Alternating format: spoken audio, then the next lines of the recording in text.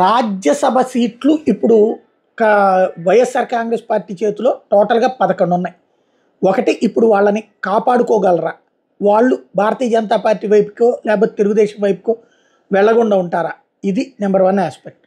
Number 2 aspect వచ్చేటప్పటికి 2 ఏళ్లలో ఒక ముగ్గురు దిగిపోతారు, ఆ తర్వాత 2 ఏళ్లలో ఇంకొక ముగ్గురు దిగిపోతారు, ఆ తర్వాత 2 ఏళ్లలో ముగ్గురు, అంటే 2029 నాటికి వచ్చేటప్పటికి ఇప్పుడు తెలుగుదేశం పరిస్థితి ఏంటో అప్పుడు వైఎస్ఆర్ కాంగ్రెస్ పార్టీ పరిస్థితి దాదాపుగా తగ్గిపోతుంది. అంటే చివరిలో వచ్చినటువంటి ముగ్గురే ఇద్దరు ఉంటారనమాట.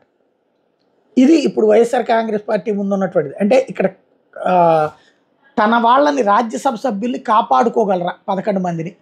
క్రిందసారి చంద్రబాబు గారు నలుగురిని బీజేపీకి పంపించారు.